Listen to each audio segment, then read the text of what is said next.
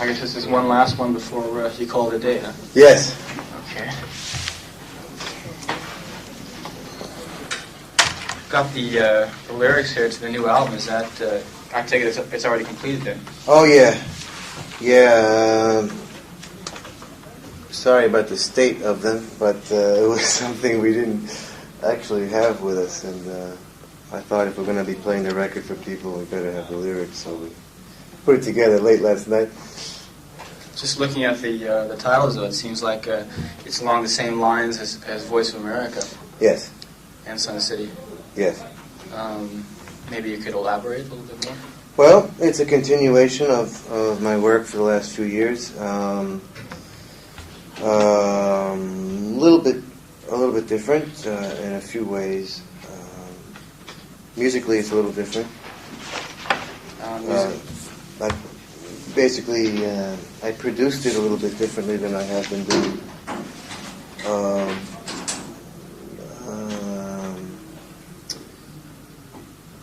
It's a little bit hard to describe, actually, but it's a little more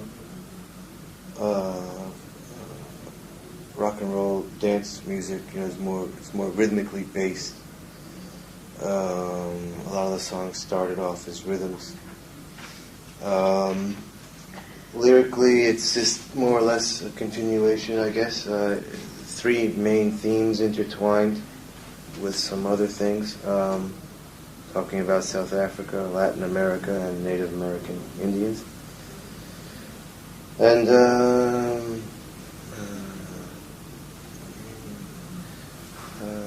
done a few more things in that combination of first and third person that I really haven't done very often. The only time I can remember actually was on Los Desaparecidos on Voice of America. Mm-hmm.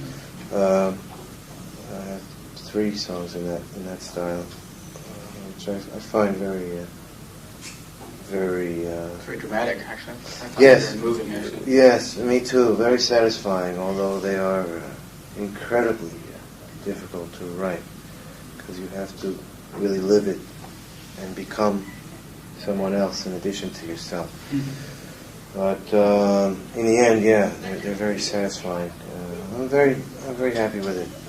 Do you ever worry about sounding false or pretentious, trying to put yourself in somebody else's shoes, or you say basically you've been satisfied with what you've done, and I can attest to that. It almost, it kind of brings a sort of tear to your eye when you listen to that song. Mm. But do you ever, when you're writing it, tend to feel somewhat pretentious? Well, if I felt that way, then it's not finished. That's the art of what we do. And sometimes it takes that direction where you need to become someone else to get to the truth of who you are, or the other way around. The deeper you dig inside, you find that common ground. It involves a little bit of living with the culture, and it's very difficult. It is very difficult. But until it feels natural, it isn't finished. And once it feels natural, once you can sing it, then there's no problems of worrying about pretension or anything else. Talking about a more rhythmical side to this new record, is that from having been boxed up with Arthur Baker for a long time in Sun City? God forbid. No, it's actually a direction I've been interested in for a while. I had a 12-inch before Sun City that most people have never heard, called Vote, which was the first real example of not only a more urban thing, but also thematically is where Sun City came from. So I've been very interested in that. I find it's the most direct way of communicating. The most universal thing about what we do, I think, is the rhythm. So I've been going more and more for emphasizing that, and I think on this record I really have done that. Do you find it comes very naturally to you? You seem like you're more bar chord oriented. You know, the melodies kind of go along with bar chords, and that's the impression I have of your music. Well, I still do that. There is that thing happening on a lot of the songs, but that doesn't mean you have to necessarily sacrifice the rhythm for that. It's tough. I must be honest. It's kind of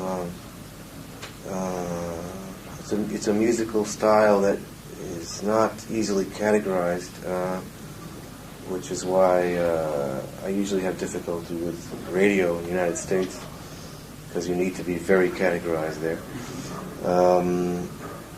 It's kind of different. It's urban. It's ethnic, and it's rock and roll too, and that's what I like. You know? So I combine things that I like, and I think it works. I guess the best example of that would be like the first cut of the Sun City record, which upon first hearing it, I thought, gosh, that's a little Steven song, huh? But then when you hear the first song of side B, and okay, well, that's what it's probably sounded like to begin with. Yeah, you see, it's interesting what you make a few changes, actually, and it can change a song very much. And that was one of those songs that I really liked both ways, which is why I put them both out. You know, and it kind of hits a different emotion. You know, they both kind of complement each other. I don't think the impact of that record was really conveyed in these parts accurately. I don't think people really understand the sort of animosity that record caused among the industry here. Because it wasn't getting played that much in America, right? No. I wouldn't say. I mean, it was played a little bit. But, yeah, I mean, people basically knew about it, but a lot of radio stations just simply refused to play it. No, most people who actually know the song know it from video play. Is that right? Yeah, we were very fortunate. MTV, who had been accused, certainly, of being inconsistent when it came to controversial issues or a lot of black, airplay, really came to this one and supported it from the beginning, which, and then also the Black Entertainment Channel played it, and most people did get it that way. What's the responses you get from it, though? I would imagine it pretty much spanned a wide spectrum. But what was the general feeling you got after you completed it? Well, it was very good. Very good. First of all, the anti-apartheid movement, which, as you know, is very big and been going on since the UN resolution in the 40s, they were very happy about it, which made me happy, because it's just a continuation of what everybody's been talking about for years and years. It gave a little shot in the arm to them, which was nice. The South Africans who heard it really liked it. We were honored by the UN. We were honored by Bishop Tutu. It had a lot of effect, I think, with young people that just had never thought about this particular issue, and we really severely affected business in South Africa. I mean, the owner of the hotel flew up to be on a talk show with us. Oh, Sun City. The owner of Sun City, actually. So for sort of a debate? Yeah, it was. I don't know if you're familiar with the Phil Donahue show. Yeah, sure. But it's just wild. I don't know if you call it debate exactly. Yeah. It's like every man for himself. But it was interesting that he even did that. He's a multi-billionaire, and I'm sure he has better things to do. But it showed how much effect we were having on his business for him to come up and try and defend himself. Is that right? Yeah. Do you think there has been that much of a change there since? Oh, yeah. Have people stopped performing there? Most of the international acts have, yeah. Has anybody performed there since then? I don't know of any. I had people watching because when I heard of someone going there, I wanted to try and talk to them and explain what they're doing, which a lot of people still didn't know. Mm-hmm. But the record really fulfilled quite a need, I think, for for explaining that situation. It exposed that homeland policy, which had never been exposed before. You know, people thought they were going to a different country. I mean, it's hard to imagine now, but it was happening. Yeah, yeah. What was I going to say? Oh, some of the people who have performed there defend their position by saying, well, when we were there, we saw black people in the audience. We thought we were doing a great service. Is that really the story, or are they just playing dumb? No, it is. Does that mean? What does that mean?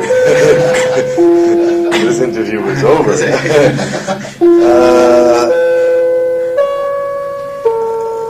They dress up the homelands.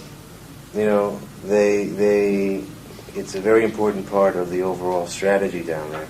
So they're integrated, and the black people are able to vote and all of that, which is just window dressing on the same disgusting apartheid system. They took away their citizenship, you know, made them stay in these desolate areas where there's no work, there's no health care, there's nothing there except that they are integrated, you know, great. You know, and in Baputuswana, of course, they dress up black people for blackjack dealers, or, you know, and that's their show of progress.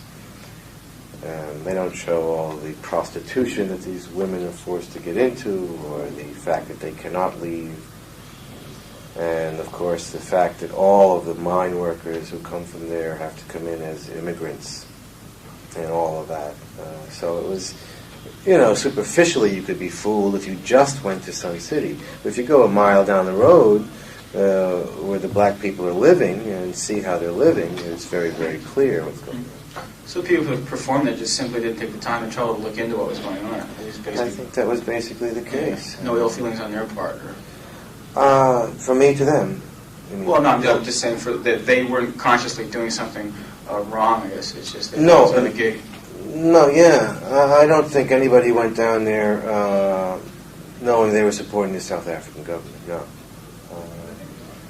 But they certainly made it easy by paying people $200,000 a day. You know. Mm-hmm. Well, the thing certainly has caught fire with, you know, the other day Barclays Bank of London having pulled out, and, you know, since the Sun City thing, so many corporations have been pulled out. Could this thing have been a real turning point, the Sun City project? It was an additional shot in the arm to something that was coming, I think. I think from what people tell me, it did help. But certainly only one of many, many things that's been going on. And we kind of got to keep our eye on the ball. There's much, much more that needs to be done. Even in the United States, with all the companies who have divested, most of it is phony divestment. We must recognize that. The parts and the products are still going in. I think it's only Kodak that I can think of offhand who said no products. You know, not only is our name going, but our products are going. That's real divestment. That's what we need in the United States. That's what we need in Japan.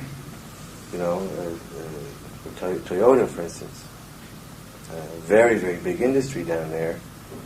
Whether it's technically called Toyota or not, the parts and the products are being sold. Nissan is still sending parts down for the military vehicles down there.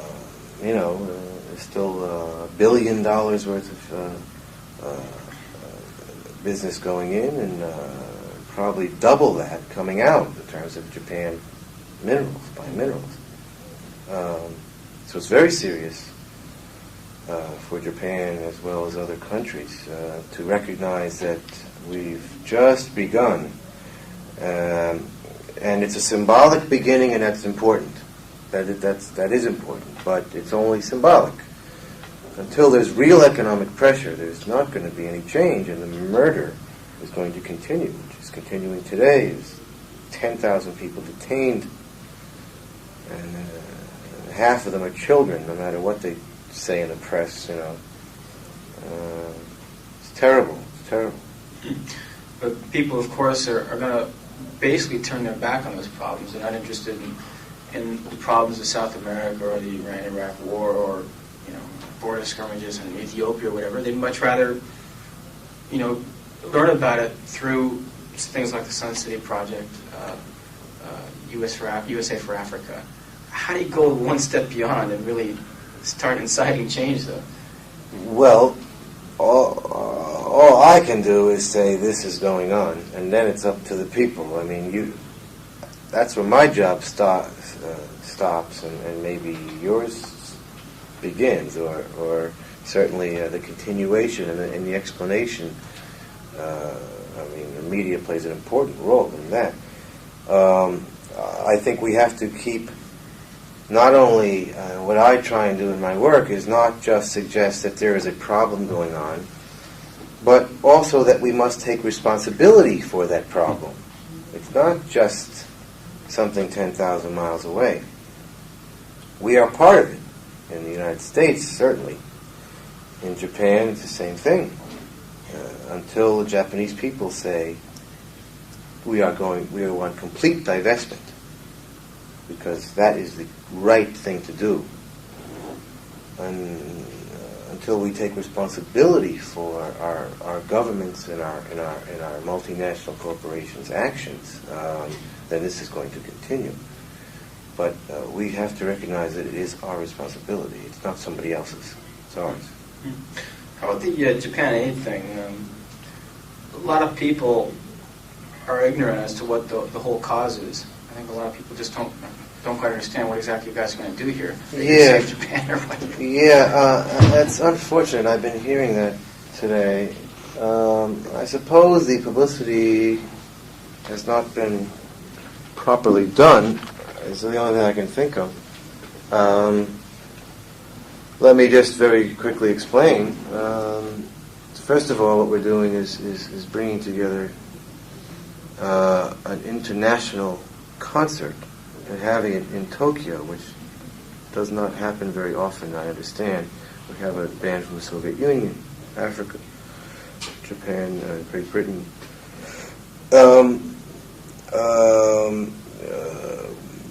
Secondly, we are doing it for the University for Peace, first of all, which, although is in Costa Rica, is involved in global peace networking, which is vitally important.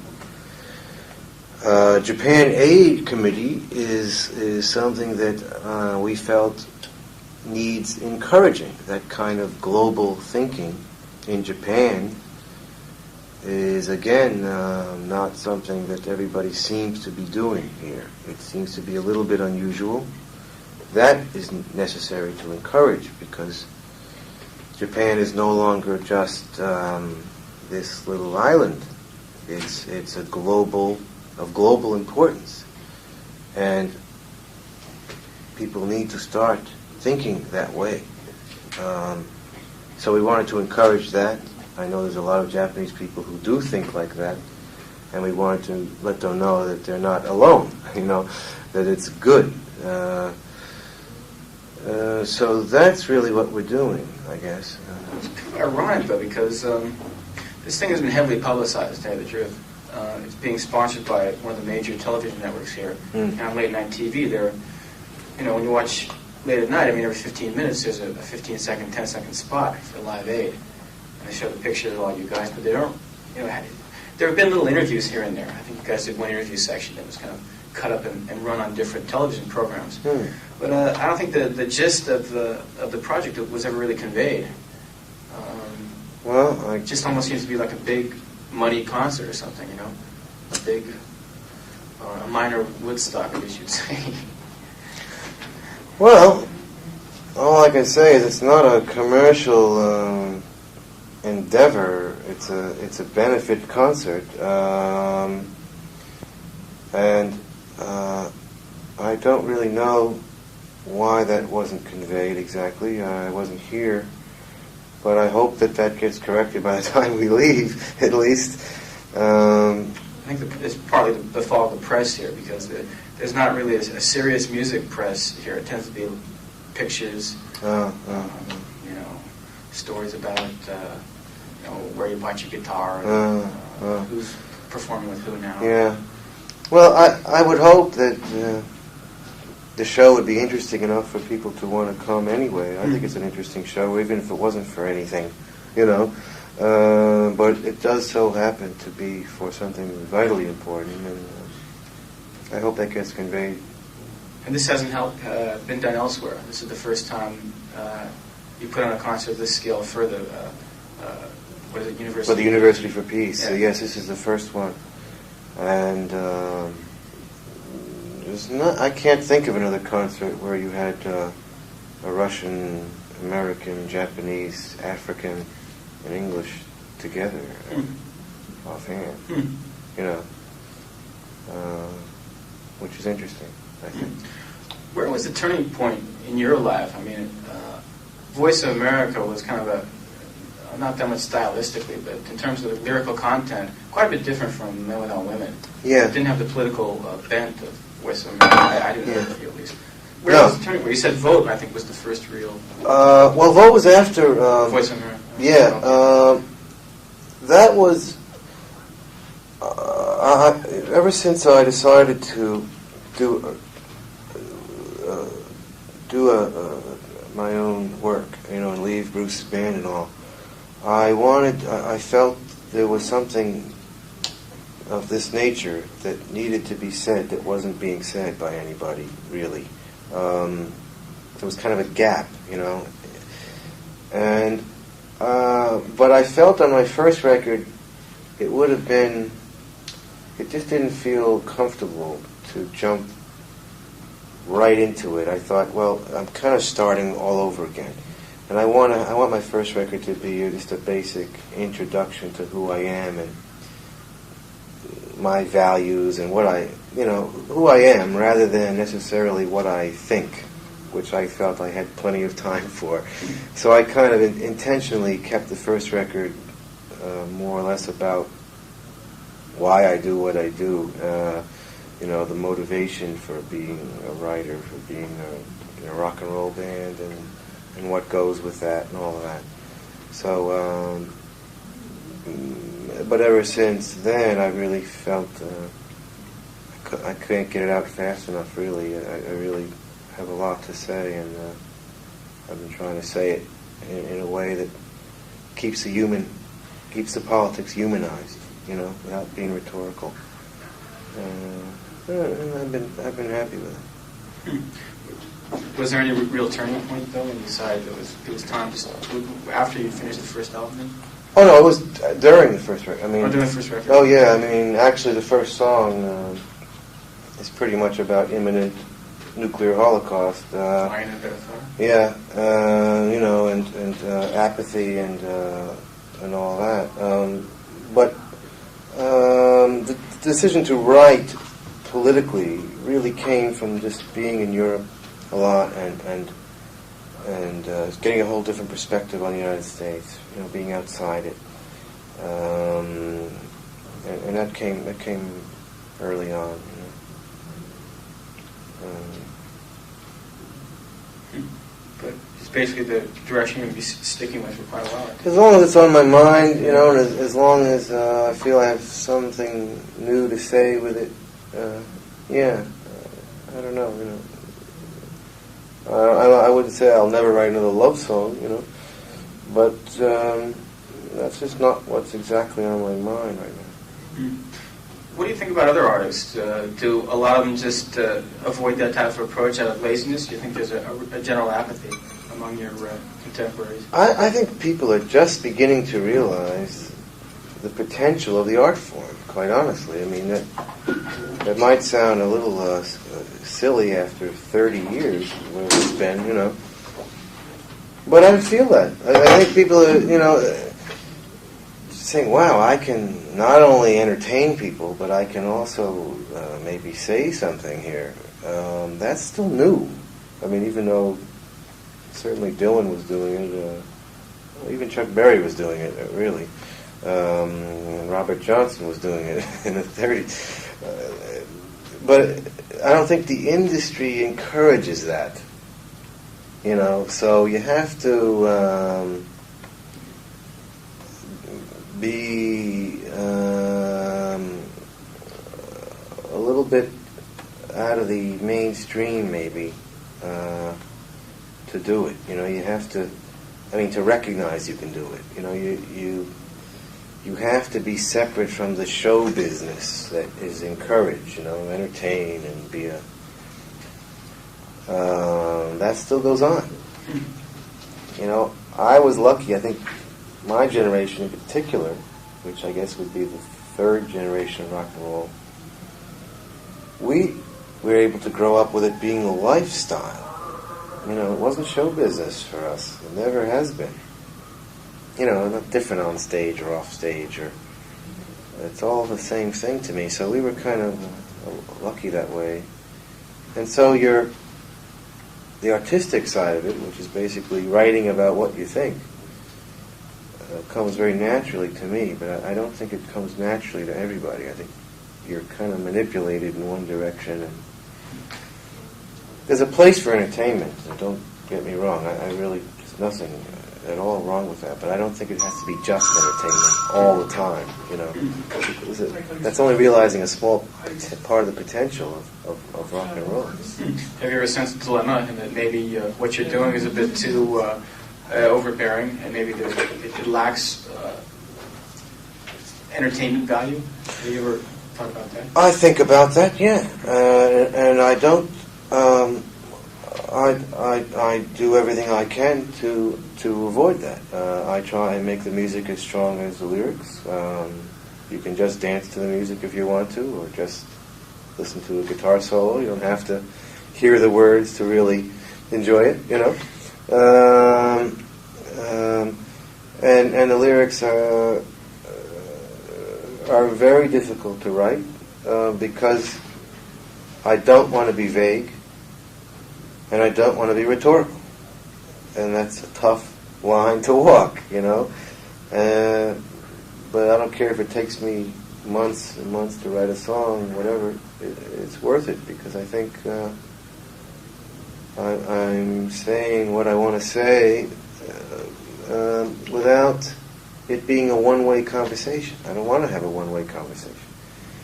You got to have some space for the audience to participate, and I try and do that.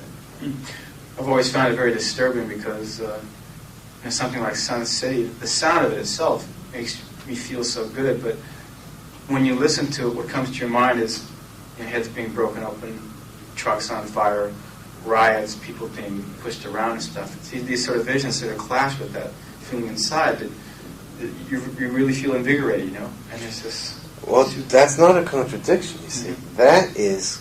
That's called motivation, because you're feeling good, I think, about being part of the fight against those pictures, The fact that you're aware of those pictures, believe it or not, I don't know how many people realize this, but they become part of the fight against it just from being moved like that, You can't help it.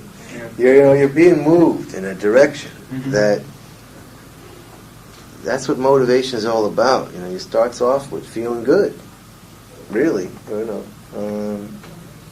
feeling active, feeling, awake, Yeah. That's where it starts. It's the same thing with the last track of Voice of America, they're Undefeated. One of the most poignant songs I felt about the predicament of a person involved in a war. It's like you're undefeated, everybody comes home. I think people who took it very shallowly would think, yeah, we're going to win this war, let's get out of here. That's not it at all. It's like, you're either undefeated or you're dead. Or the other. Well, yeah, I thought I was pretty straight ahead with that. Somehow I could just see people, these headbangers, not even giving it a second thought as to what it really means. Yeah, you'd have to really not read the lyrics, I think, to get that. But if you read them, it's, I think it's very clear that there's no winners here. Exactly. How about at your concerts? I guess actually it's been quite a while since you performed independently. It's been about 2 years since I've toured, yeah. How was the reaction, say, during Voice of America? The Voice of America? It was extraordinary, and it really, really kept me going because it was tough times. The audiences ranged from 500 to a couple thousand in different cities and different countries, and the reaction was always the same. It was very, very strong. I mean, I was obviously reaching people who felt the same way as I did and thought they were alone. You know, you get a lot of that. People coming up to me after the show saying that. Which was great, because I'd rather have a smaller audience that builds up knowing what you're about than people just coming in because you have a hit song and not getting it. I wanted people to leave those shows with the energy that they came with. You know, that exchange of energy that we have. I mean, it's important to me that they take that home. I don't want it left in the concert hall. You know, I don't want to be an hour and a half's worth of escapist entertainment. That's just not what it's all about for me. You know, because I take it home. You know, when I get it back from the audience, and that keeps me going. And I hope, you know, and I hope the same thing happens to them. I mean, I don't know what's going to happen here. Obviously, I think it's a shame that my first time here I have to play a stadium, but at the same time I am glad I finally got here. You know, so you give some and you get some, but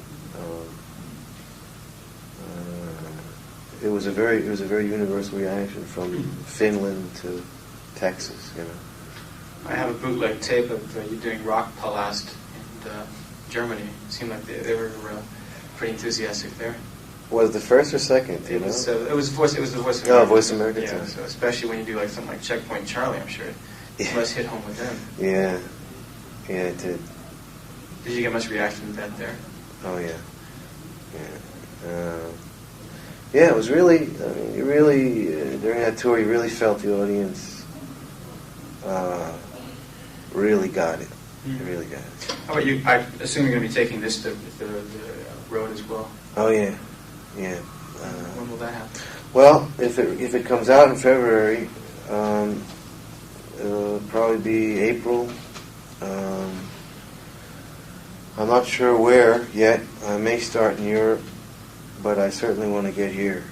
Mm-hmm. I guess. Actually, I can recall coming here once after Voice of America came out, and they said something about they already dropped you from the label, from EMI. Well, it was rather indelicate. Well, no, I sort of berated them about that, and I said somebody's going to pick you up, and they said, well, there's nothing we can do. You know, the head office makes these decisions. We had EMI has 3 companies in the U.S. Mm-hmm. Capital, EMI America, and Manhattan. I was with EMI America, and I had a bit of a problem with those people. And the guy who signed me was leaving the company, and they wanted me to do another record, and I told them I don't want to do another record because we had started to go in a different direction. They really started not. They wanted the pop side to sort of be. They wanted to encourage that, and I had no interest in that. No really bad feelings, but I just didn't feel comfortable there anymore. So before the guy who signed me left the company, I said, "Get me released," which he did. Ironically enough, I re-signed with Manhattan. So internationally, everything's the same, which was fine with me because I liked everybody internationally. But the few people I really wasn't seeing eye to eye with, now I don't have to deal with. So kind of worked out. It all worked out for the best. Mm. I just thought maybe they picked you up again because of Sun City. That wasn't the case. Manhattan. No. Manhattan put out Sun City, Uh-huh. and I must say, every other company in America turned it down, which certainly made me interested in Manhattan as far as what they were made of. It was very controversial then. I mean, it's a little hard to imagine now, but no one had ever criticized the President of the United States in a song by name. And I think that was part of it. But they were philosophically very much behind it, which is why I was interested in re-signed with them for myself. You pretty much considered a troublemaker elsewhere, though, huh? by major labels. Oh, yeah. Yeah, they just don't know what I'm going to say next, and one of those things, even though I'm not capricious. I'm not... I do a lot of homework before I say anything. But I think the bottom line in the end is they just don't think politics will sell, It's not a matter of them feeling their position is being risked or anything. They just don't think it's going to make them any money. Don't think so. Yeah, I think there's a bottom line there. I mean, if my next record does very well, miraculously, I'm sure they'll be going out trying to find somebody else political. It's one of those kinds of things. And I don't mean this company, I mean the industry. I think they feel there's a limited audience, and I don't feel that. There's a lot of room for that kind of thing. It sure is. Yeah. Do you see anybody else doing something similar as successfully as, say, you are? No. Not exactly, although you do see people doing similar things, which I hope increases, because the more who do it, the easier it is. There are, here and there you'll hear records or a song, or certainly Jackson Browne's new album was I thought very important. U2, I think, have an important role to play, although they're not specifically political. It's one thing I've never been able to figure out. What is political about U2? They seem to be very vague about everything. Yeah. They get people to stand up and shake their fists, but they never say about what. Yeah, that's why I'm the other side of that line. I'm very specific politically, and it is unusual. But U2, it's related. Peter Garrett and Midnight Oil, I think, is it's related. There's a few English bands. You'll see it from time to time. Of course, one question I wanted to ask you is about to end this here. Why haven't more black artists got involved in the anti-apartheid thing? There's a very mainstream soul vocalist called Jeffrey Osborne who did a song called Soweto. Right. But otherwise, somebody like Michael Jackson and Prince could just do wonders. I don't know what they're sitting on their... This is actually a very interesting subject, which I don't know how much time we have, but it's a very frustrating thing to me. When I went out to look for black artists for Sun City, who I wanted to try and get everybody who was saying something in their work on that record. There was very few. I mean, it was Gil Scott-Heron. Mm-hmm. Of course, at Johannesburg, about what? 10 years. Yeah, 10 years ago. Yeah. Right? And it got real sparse right after Gil Scott-Heron. It was like, there's Gil, and okay, there's some rappers, that saying some things, and Miles Davis lives it. He doesn't have to say anything.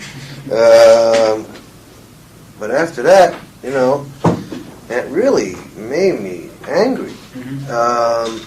To think that after all this time, that whole part of the business is just terrible. There's a terrible gap that seems to continue with black so-called artists being forbidden to be artists.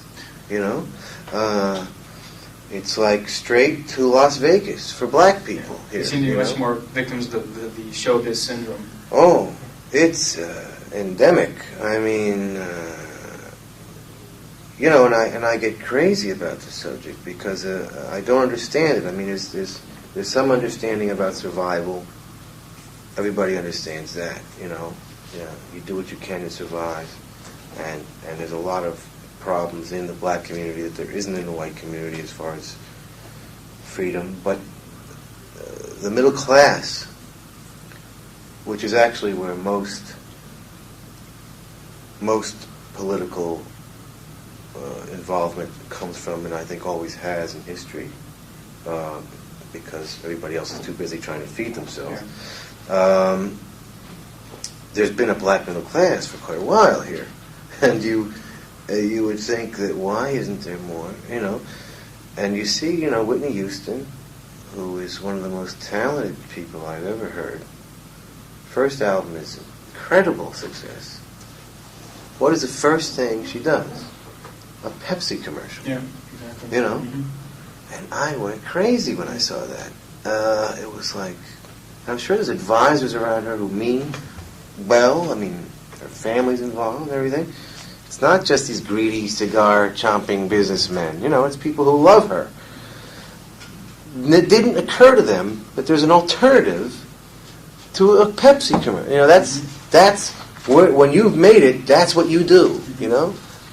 What about saying something about what you really feel, or trying to expose some problem or deal with some... What about all that? That's not even an alternative, man. And I don't have any explanation for that. Mm-hmm. Other than just to say that it's one of the most terrible parts of our business. And I don't know what can be done about that. Do you think the black kids are going to be changing, though? Well, I think rap has had a real good effect on that, actually. I mean, there's a lot of jive with that, just like anything else. You can't generalize and say that's all good. But certainly, some of the things Run DMC are into, and Melly Mel, you know, The Message, you know, things, you know, one or two here and there every year. They're saying the most of anybody, talking about reality at least, and that's, these days, that's an innovation, you know. What effect that has on the next generation, I don't know, but somebody in the business has got to start encouraging that. Somebody in the power side of it. I mean, you don't have the Edwin Starr War kind of songs, or the Marvin Gaye What's Going On. That's right. Stevie Wonder, you haven't done nothing. Yeah, even from Stevie Wonder, which is a drag, yeah. you know, yeah. Which is a real shame, mm-hmm. and I don't understand it. Who is in a better position? Yeah. You know, how much money do you need in the bank before you're secure? Yeah. That's not the question anymore. Mm-hmm. Let's face it. You know? All right. I guess on that note, we'll end this thing 6 o'clock. Well, thanks a lot for the time and everything. I was to brought you a sample of the magazine, but I'm not actually an employee of the magazine. I came straight from home today, so I wasn't able to pick one up. It's called Rocking On Magazine. So you're living here? Or? Yeah, I live here, and I translate and interpret for a living. Huh? Yeah, so actually a lot of times I'll interpret the interviews, but you know, they knew I knew a lot about you, more than anybody else at the office there, so that's why they had me come in today. Well, I'm glad you did. Yeah. Sorry you're not feeling well. I hope you're okay. Yeah, well, thanks a lot. Hope you're okay by the weekend. That's right, big concert. Yeah. How long are you going to be performing on stage? Oh, geez, I think it's like half an hour. Is that right? Day. Yeah. What kind of stuff are you going to be doing? I'm going to be doing a few of the new ones, and some of Voice of America. I might do Sun City one of the days. I don't know. Okay. That'll get people in the mood, I suppose. Yeah, there's a lot to say in a short time. Yeah, really. Yeah.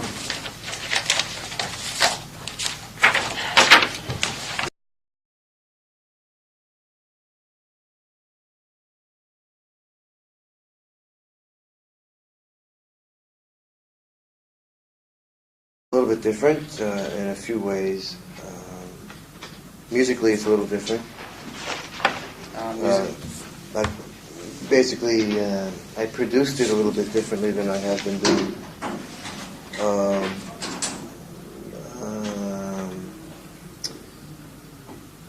It's a little bit hard to describe, actually, but it's a little more rock and roll dance music. You know, it's more rhythmically based. A lot of the songs started off as rhythms. Lyrically, it's just more or less a continuation, I guess. Three main themes intertwined with some other things, talking about South Africa, Latin America, and Native American Indians. About sounding false or pretentious, trying to put yourself in somebody else's shoes, or you say basically you've been satisfied with what you've done, and I can attest to that. It almost, kind of brings a sort of tear to your eye when you listen to that song. Mm. But do you ever, when you're writing it, tend to feel somewhat pretentious? Well, if I felt that way, then it's not finished. That's the art of what we do. And sometimes it takes that direction where you need to become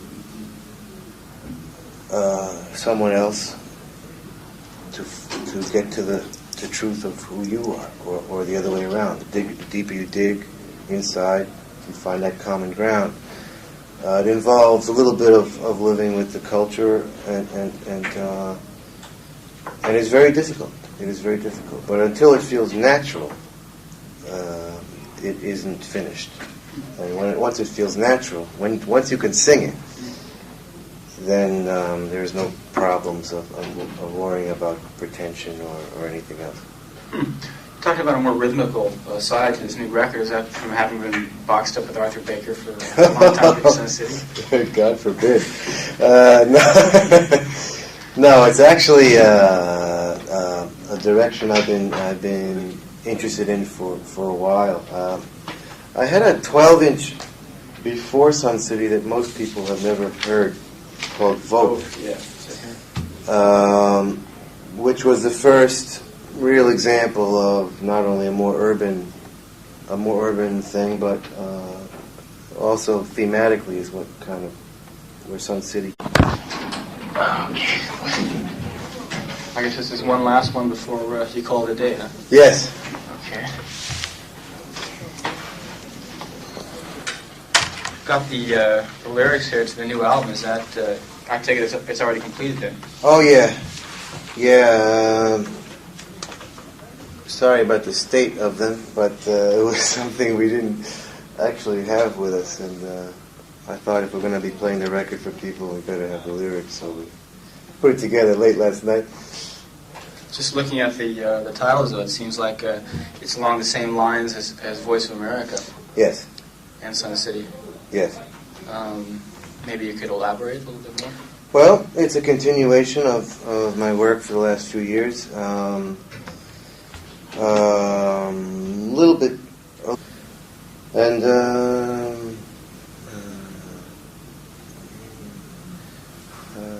done a few more things in that combination of first and third person that I really haven't done very often. The only time I can remember actually was on Los Desaparecidos on Voice of America. Mm-hmm.